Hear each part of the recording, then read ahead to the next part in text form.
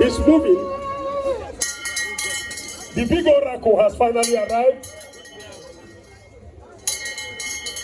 We salute our in-laws. The father's club. Before taking his seat.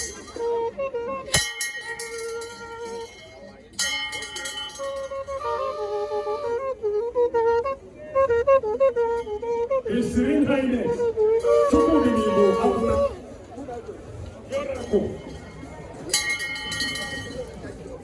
Azaoku is now moving. We salute the fathers of Kenya.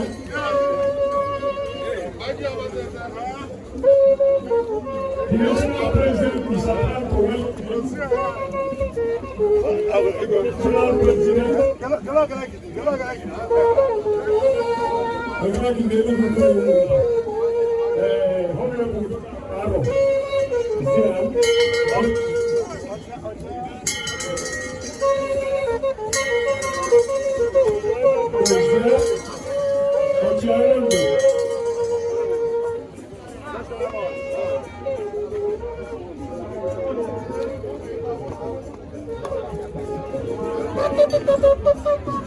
going to take his seat, but I believe that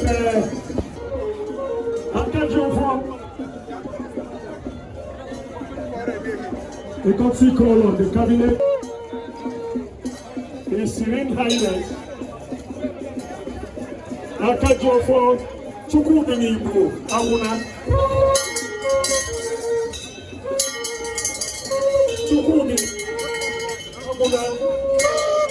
Akajofo Enugwu Ukwu.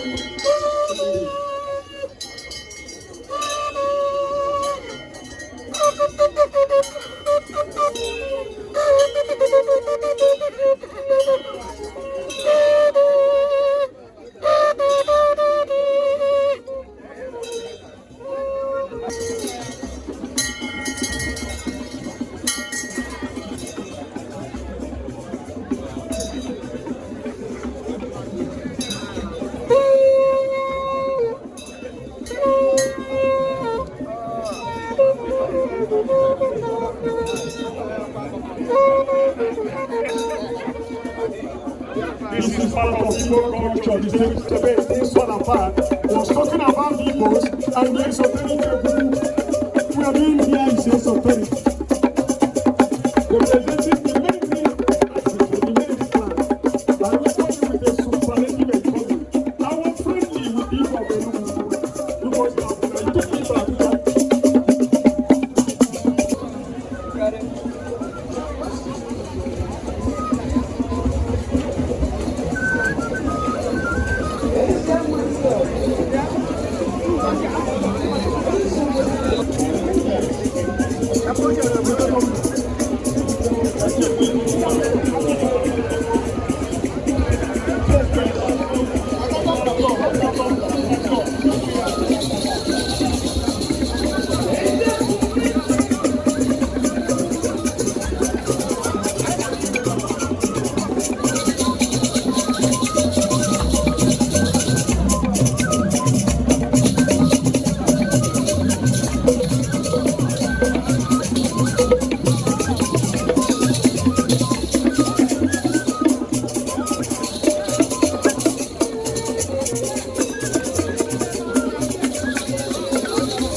Police qui avait bien ou pas.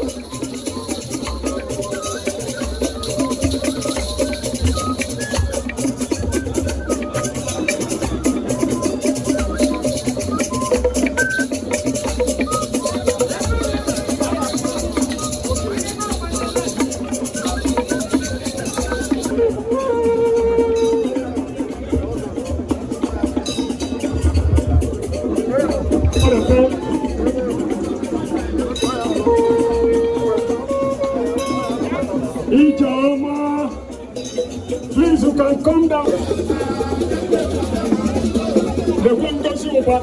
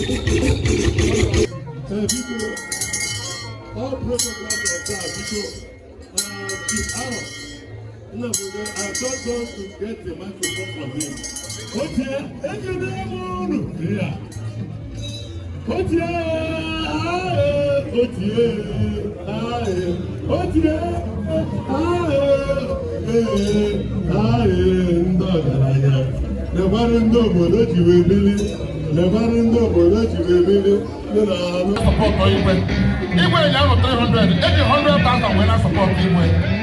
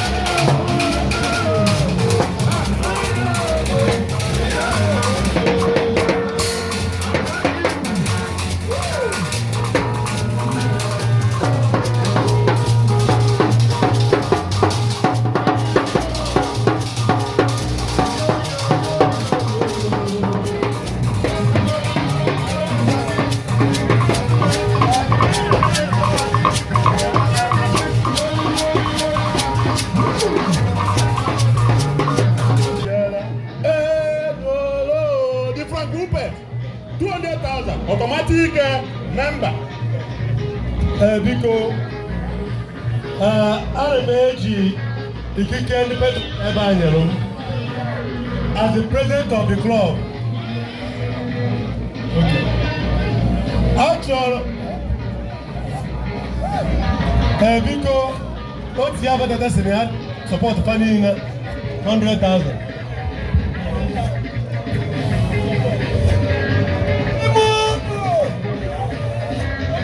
Why guys why?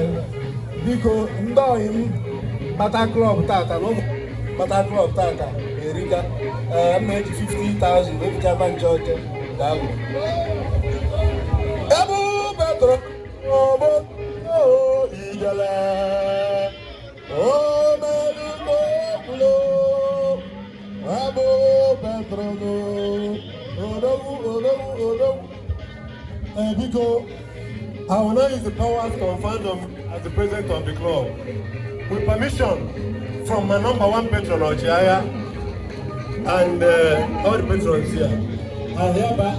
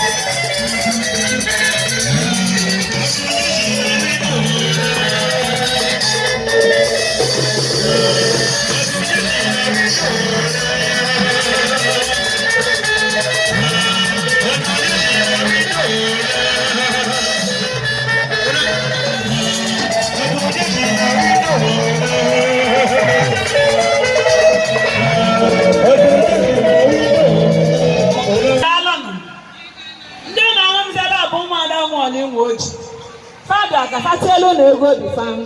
Biko nya nna aka kai we yoli ala egwu a. Ndị ego ndị ala m. Egwu nna anụ maka ife abụ. Egwu nwanne malụ nwanne ya. Na ejiri ego nwanne. Ama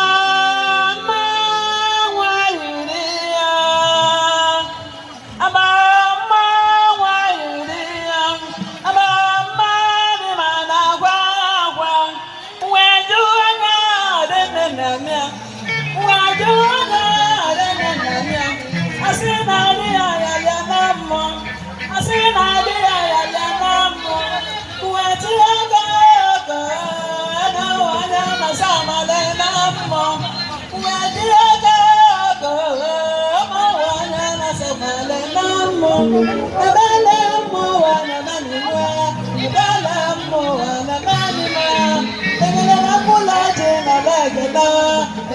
mula chigada namba.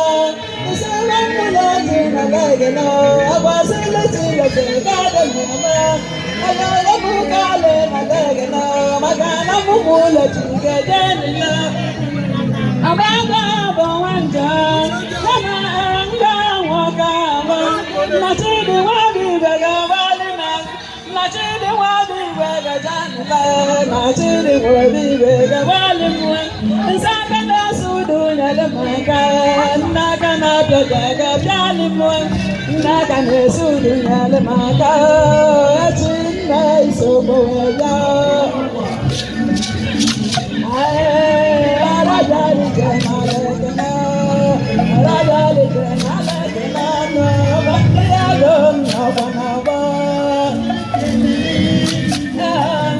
Jabanaba kanjabuta.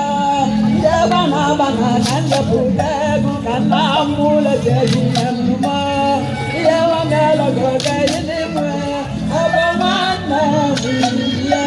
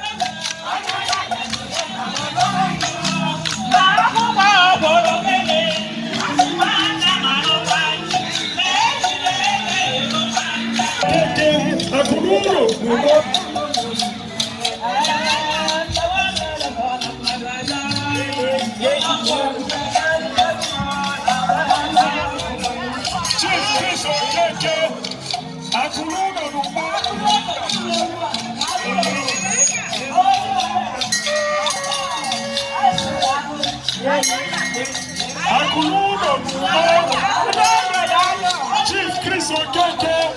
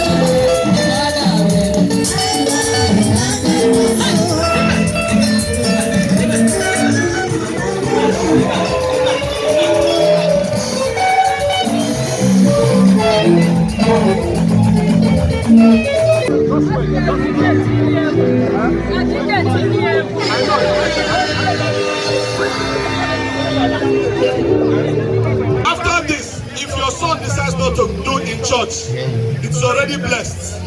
The in-laws are here, the kindred are here, the father of your wife is here, and the daughter has identified your son as a husband.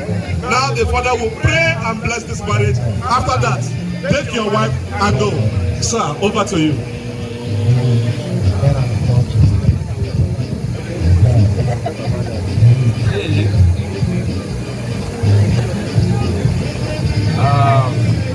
My daughter Ijeoma, my son-in-law Yomi, all I have to say is well with you. You shall live in peace and prosperity. You shall live in the fear of God. You must go out there and dominate. Within his precepts of the law and the fear of God. You will like humanity and humanity will like you. You will be of service to your fatherland and their fatherland will recognize you. It is well, it is well, it is well with you. This is my prayer in God's name. Amen. You can now rise. And this time around, you go out and celebrate by dancing. That dance you have been waiting for. DJ. Give me the microphone. Start from the beginning.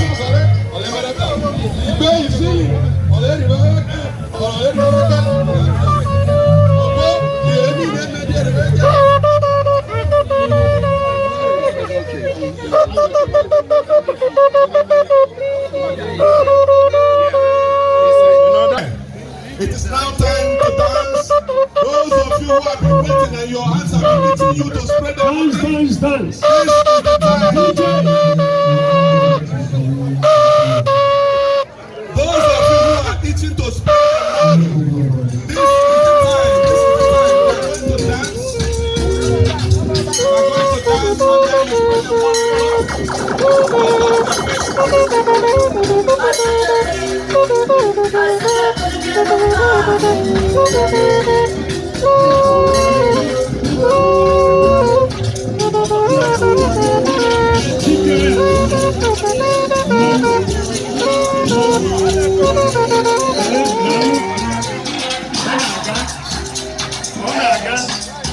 and then you spread them one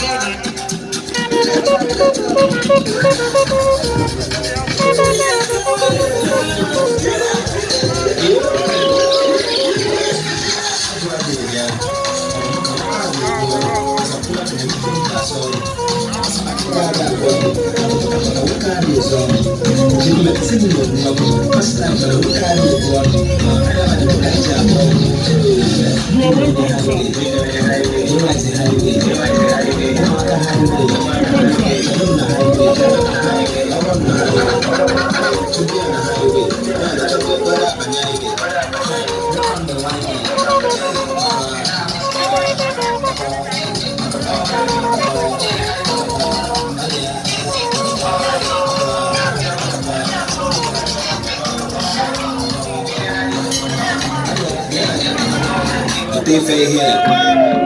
Thank you.